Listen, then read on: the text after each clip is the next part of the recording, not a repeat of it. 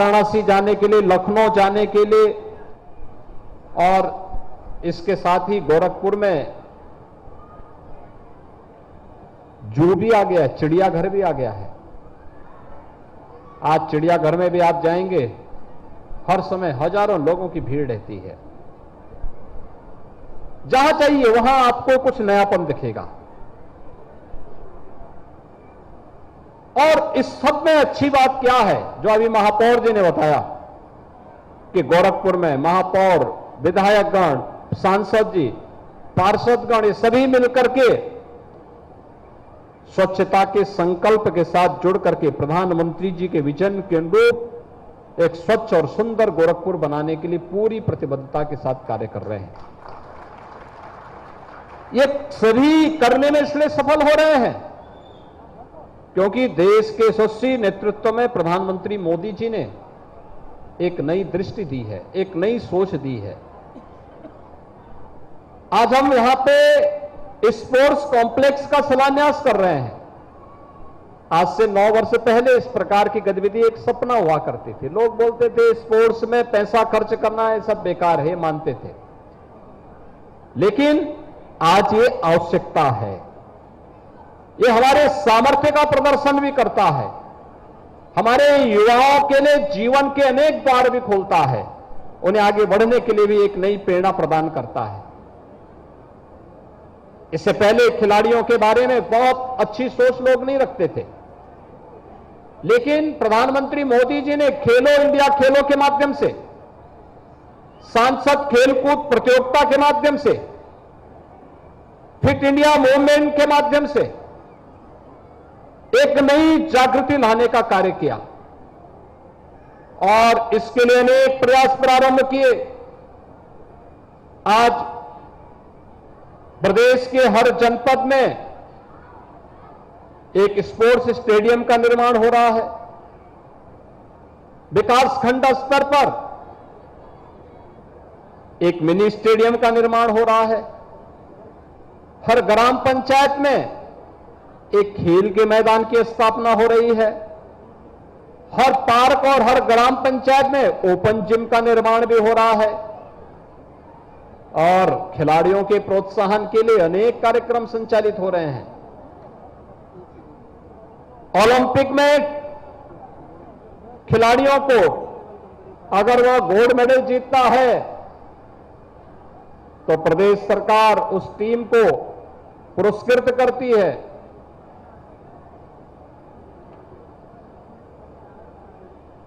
कोई भी खिलाड़ी जो ओलंपिक,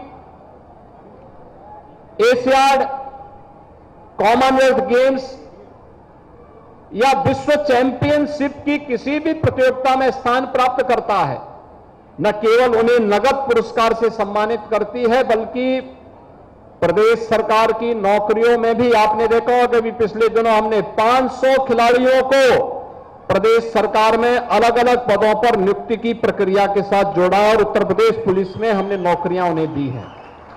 डिप्टी एसपी से लेकर के और कांस्टेबल तक की नौकरी उनको उपलब्ध करवाई है, यानी जिससे खिलाड़ी अपना पूरा समय इस खेल के लिए दे सके। खेल कूद की इन गतिविधियों को बढ़ावा देने के लिए ही और युवाओं के जीवन को सजाने और संवारने के लिए ये स्पोर्ट्स कॉम्प्लेक्स आज गोरखपुर में स्थापित करने की कार्रवाई प्रारंभ हुई है। इसके साथ ही प्रदेश भर में जो गतिविधियां चल रही हैं आज खेलकूद की, ये उत्साहवर्धक है। नेशनल गेम्स में उत्तर प्रदेश की टीम ने, अलग अलग टीम्स ने अच्छा स्थान प्राप्त किया और इस दिशा में हम सबका प्रयास होना चाहिए कि हम इन गतिविधियों को और अच्छे ढंग से आगे बढ़ा सकें। ऐसे ही जैसे कल आपने देखा होगा, प्रदेश भर में हर नागरिक ने अपनी जिम्मेदारियों का पालन करते हुए वृक्षारोपण महाअभियान के साथ जुड़ करके पर्यावरण की शुद्धि के लिए, पर्यावरण की रक्षा के लिए वृक्षारोपण के कार्यक्रम के साथ जुड़े। एक दिन में 30 करोड़ 21 लाख वृक्षारोपण का रिकॉर्ड बनाया गया उत्तर प्रदेश में। भाइयों बहनों, ये अपने आप में एक रिकॉर्ड है। कोई सोच सकता था इतने पेड़ लगेंगे? और मैं आप सबसे भी कहूंगा, ये पेड़ कार्बन उत्सर्जन को नियंत्रित करने में मदद करता है, प्रदूषण को नियंत्रित करने और पर्यावरण को बनाए रखने में, बचाए रखने में इसका योगदान है। यह हर प्रकार से हमारे लिए उपयोगी है, लेकिन पेड़ लगाना और उसको बचा करके रखना, कोई भी पर्यावरण के साथ खिलवाड़ न करे, यह हम सबका प्रयास होना चाहिए। और जैसे कल पूरे प्रदेश भर ने मिलकर के इस कार्यक्रम के साथ जुट करके इसे सफल बनाया है, ऐसे ही गोरखपुर के अंदर स्वच्छ सर्वेक्षण के लिए अभी से जो अवेयरनेस का कार्यक्रम चल रहा है, हमारा गोरखपुर स्वच्छ और सुंदर हो, हमारा नगर, हमारा जनपद स्वच्छ और सुंदर हो, यह एक संकल्प हम सबका होना चाहिए। क्योंकि ये संकल्प हमारे बारे में लोगों की धारणा को तो बदलेगा ही, साथ साथ तमाम प्रकार की बीमारियों से भी हमारे शहर को, हमारे जनपद को मुक्त रखेगा। इंसेफ्लाइटिस है, डेंगू है, कालाजार है, मलेरिया है, डेंगू है, चिकनगुनिया है, इन सभी से भी मुक्त रखेगा। और नहीं तो अगर गंदगी रहती, जैसे पहले गोरखपुर की पहचान थी, कहीं गैंगवार चल रहा है, कहीं अपराधी लूट रहे हैं, कहीं पर अराजकता चरम पर होती थी, कहीं पे गुंडागिर्दी होती थी, और कहीं मच्छरों का आतंक और गंदगी के कारण गोरखपुर में बीमारियों का भी आतंक होता था। इंसेफ्लाइटिस से आज से 6 वर्ष पहले इसी सीजन में सैकड़ों बच्चों की मौतें होती थी, हॉस्पिटल में लोग पड़े रहते थे। और उन कार्यक्रमों को आगे बढ़ाने में उस समय कठिनाई होती थी, क्योंकि सरकार की कोई सोच नहीं होती थी। लेकिन भाइयों बहनों, आज ये सभी कार्यक्रम सफलतापूर्वक चल रहे हैं, क्योंकि नागरिक कर्तव्य, जिसके बारे में प्रधानमंत्री जी ने अपने स्वतंत्रता दिवस के उद्बोधन में पंच प्रण की जो बात कही थी, उस पंच प्रण के अंतर्गत प्रधानमंत्री जी का जो संबोधन था, जो प्रेरणा थी, उसमें नागरिक कर्तव्य भी एक बात है। और नागरिक कर्तव्यों के प्रति हम सबको आग्रही बनाने के लिए आज स्वच्छता सर्वेक्षण में हर व्यक्ति अपनी जिम्मेदारियों का पालन कर रहा है। और मैं गोरखपुर के सभी जनप्रतिनिधियों से, गोरखपुर के सभी नागरिकों से कहूंगा, अपने घर और घर के बाहर तो साफ रखना ही है, सड़क को साफ रखना ही है, नालियों को साफ रखना ही है, पार्क के साथ साथ खाली प्लॉट में भी गंदगी नहीं डालनी है, वहां पर भी पूरी तरह स्वच्छ और सुंदर बनाए रखने के लिए, प्लास्टिक मुक्त गोरखपुर रखने के लिए हम सबको नगर निगम के इस महाअभियान के साथ जुड़ना होगा। अच्छे इसमें कंटेंट देने होंगे, लोगों को बताना पड़ेगा कि नहीं, स्वच्छता हमारी पहचान बननी चाहिए। बीमारी से मुक्ति के लिए, वर्तमान और भावी पीढ़ी को बचाए रखने के लिए हम इस दिशा में प्रयास करेंगे तो इसके बेहतर परिणाम हम सबके सामने आएंगे। ऐसे ही गोरखपुर में विकास भी हो रहा है, पर्यटन की गतिविधियां भी बढ़ रही हैं। पर्यटन की गतिविधियों का ही परिणाम है कि इतनी बड़ी संख्या में फिल्म की शूटिंग भी आज गोरखपुर में हो रही है। अनेक फिल्मों की शूटिंग हो रही है, अनेक फिल्में यहां शूटिंग करने के लिए। फिल्म की शूटिंग गंदी जगह नहीं होती है, अच्छी जगह हो, उस प्रकार का दृश्य हो, उस प्रकार का प्राकृतिक सौंदर्य भी हो। संजोग से गोरखपुर में चारों ओर ताल हैं, एक तरफ रामगढ़ ताल, एक तरफ चिलवा ताल, एक तरफ महेश्वरा ताल, थोड़ी और जाएंगे बखरा ताल। नदियां हैं, राप्ती नदी भी है, रोइन नदी भी है, और अब तो गोरखपुर में गुड़धवा नाले को भी सुंदरीकरण करके उसको भी बहुत अच्छे ढंग से आगे बढ़ाने का कार्य चल रहा है, बहुत अच्छे ढंग से उसको आगे बढ़ाया जा रहा है। जल जमाव की समस्या का समाधान हो, इस दिशा में भी प्रयास प्रारंभ हुआ है। विकास की सभी प्रक्रिया इसलिए जिससे गोरखपुर के युवाओं के लिए, पूर्वांचल के युवाओं के लिए रोजगार का सृजन भी हो और पहचान का संकट भी न खड़ा होने पाए। लेकिन ये सामूहिक जिम्मेदारी का परिणाम है। जब सभी लोग अपनी अपनी जिम्मेदारियों को समझेंगे तभी इसके अच्छे परिणाम आएंगे। और इन जिम्मेदारियों को गोरखपुर वासियों ने, गोरखपुर के नागरिकों ने समझा। आज उसके परिणाम भी हम सबके सामने आ रहे हैं। बेसिक शिक्षा में भी ऑपरेशन कायाकल्प में जो कार्य आज नगर में हो रहा है, स्मार्ट स्कूल के निर्माण की परिकल्पना को साकार किया जा रहा है। 63 विद्यालय जो अब तक जर्जर हालत में थे, क्लासरूम नहीं थी तो जर्जर थी, अगर ठीक थी तो सीलन भरी हुई थी, बच्चे वहां जैसे तैसे बैठते थे। मैंने एक बार अपने पूरी विधायक निधि का पैसा उन स्कूलों में फर्नीचर के लिए दिया, लेकिन विद्यालय भवन जर्जर होने के नाते अभी भी लगता था कि इसमें और सुधार किए जाने की आवश्यकता है। और आज मुझे प्रसन्नता है कि गोरखपुर विकास प्राधिकरण यहां पर तमाम संस्थाओं के साथ, आईसीआईसीआई और एचडीएफसी बैंक के साथ मिलकर के सीएसआर के मद के माध्यम से इन सभी स्कूलों को स्मार्ट स्कूल के रूप में विकसित करने का कार्य कर रहे हैं। तब आप देखना, ये बेसिक शिक्षा परिषद के जो स्कूल होंगे, जो गरीब बच्चे जहां पढ़ते हैं, उन स्कूलों में आपको नई सुविधाएं देखने को मिलेंगी। एक नए स्वरूप में जब विद्यालय सामने आएंगे तो कॉन्वेंट और पब्लिक स्कूल भी उनके सामने फेल होती भी दिखाई देंगे, और उस दिशा में एक अच्छा प्रयास हो रहा है। आज बेसिक शिक्षा परिषद में आपने देखा होगा, अभी हमने पिछले सप्ताह ही 1,91,00,000 बच्चों को 1,200 रुपए हर बच्चे के लिए हमने उनके माता पिता के अकाउंट में पैसा भेजा है, जिससे बच्चों के लिए यूनिफॉर्म बन सके, जूता मोजा बैग आदि लिया जा सके और बच्चे समय पे स्कूल पहुंच सके। इसकी व्यवस्था के लिए पैसा भेजा है। हर बच्चे को 2 यूनिफॉर्म देने के लिए, जूता मोजा के लिए, स्वेटर के लिए, बैग और बुक्स के लिए सरकार पैसा उपलब्ध करा रही है।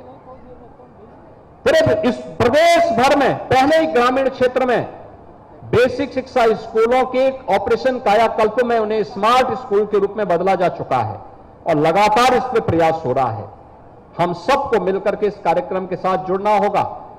दूसरा, नगरीय क्षेत्रों में जैसे आज यहां स्पोर्ट्स कॉम्प्लेक्स का निर्माण हो रहा है, ऐसे नगरीय क्षेत्र में मुझे याद है आज से 9 साल 10 साल पहले, 5 साल 6 साल पहले शादी ब्याह के समय में जब भीड़ भाड़ ज्यादा होती थी तो लोग जहां तहां सड़कों पर ही टेंट डाल करके शादी ब्याह का कार्यक्रम करने लगते थे। कुछ जगह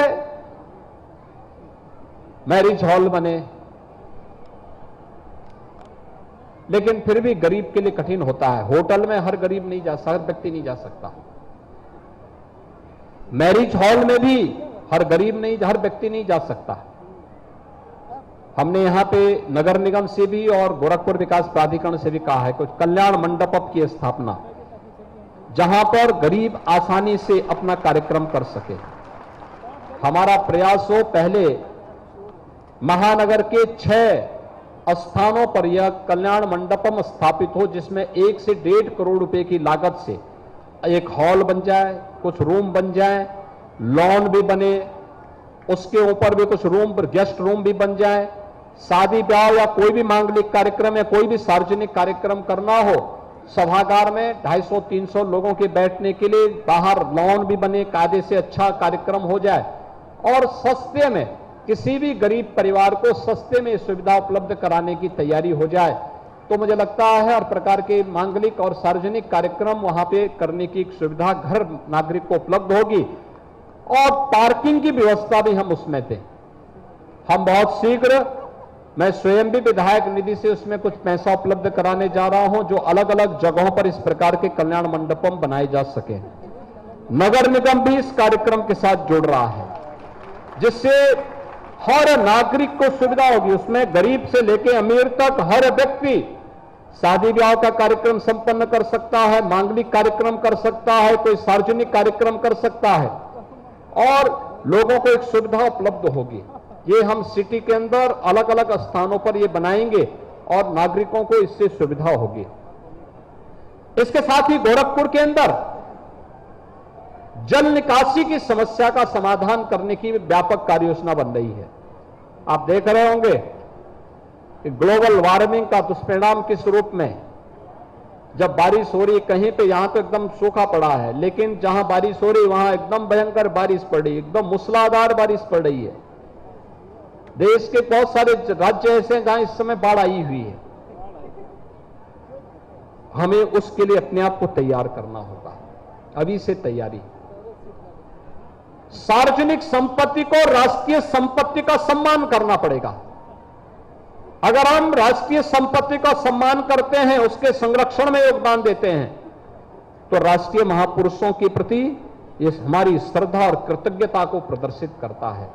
और संजोग से आज भारत माता के दो ऐसे महान सपूतों की जयंती भी है। चंद्रशेखर आजाद, देश की आजादी के लिए जिन्होंने अपने आप को बलिदान किया था, काकोरी कांड के महानायक के रूप में, जिनका बलिदान प्रयागराज में हुआ था, और देश की आजादी के लिए उन्होंने अपने आप का बलिदान किया, लेकिन विदेशी हुकूमत के सामने कभी समर्पण नहीं किया। आज उनका पावन जयंती है। भारत की आजादी के वे महानायक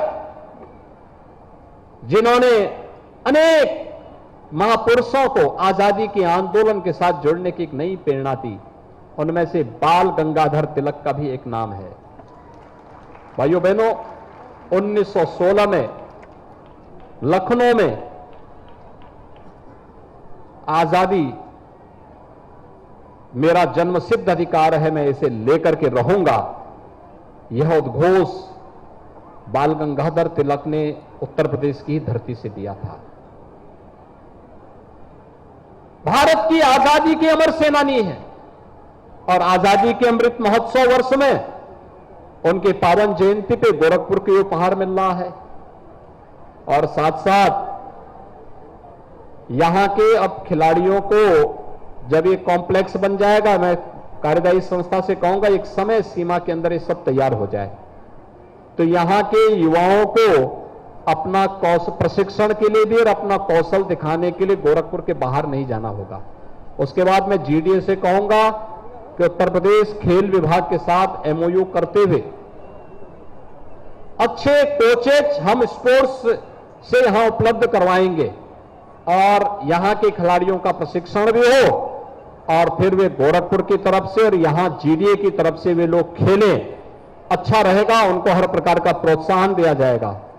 यहां का एक खिलाड़ी मेरे पास आया था शूटिंग के लिए, बिहार से खेल रहा था। मैंने कहा आने वाले समय में हम शूटिंग रेंज यहीं गोरखपुर में बनाएंगे, और मैं चाहूंगा कि यहां पे गोरखपुर विकास प्राधिकरण उन लोगों से भी राय लें कि कितनी शूटिंग रेंज उनको चाहिए, किस प्रकार की रेंज चाहिए, बैडमिंटन कोर्ट कैसे बनाना है।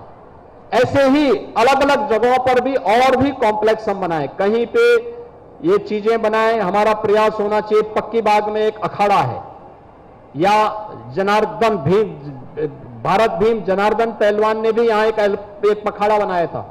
इन सभी को भी हम कैसे पुनरुद्धार कर सकते हैं, वहां पर भी मैटिंग देने की कार्रवाई हो, उसके पुनरुद्धार की कार्रवाई हो, और भी नए कार्यक्रमों को आगे बढ़ाने के लिए भी हम लोगों ने अभी नौसड़ के आगे बागागाड़ा से थोड़ी आगे एक लगभग 150 एकड़ लैंड हमने आरक्षित की है गोरखपुर में एक अंतर्राष्ट्रीय स्टेडियम के निर्माण के लिए। बहुत बड़ा कार्यक्रम वहां पे हम लोग तैयार करने जा रहे हैं। अब ये लैंड कंप्लीट हो जाए तो उसके बाद फिर उस पर भी कार्य प्रारंभ कराएंगे। धीरे धीरे करके ये चीजें, खेल कूद की गतिविधियों को आगे बढ़ाना, क्योंकि ये हमारे युवाओं के सामर्थ्य को आगे बढ़ाने का एक माध्यम बनता है। आज इस अवसर पर एक बार फिर से ये सभी गतिविधियों के लिए आज एक नई चीज गोरखपुर को प्राप्त हो रही है। मैं एक बार सभी जनप्रतिनिधियों को और गोरखपुर वासियों को इसके लिए हृदय के लिए बधाई देता हूं और विश्वास करता हूं कि हम सब इसका लाभ लेंगे। आप सबके प्रति मेरी शुभकामनाएं। धन्यवाद। जय हिंद।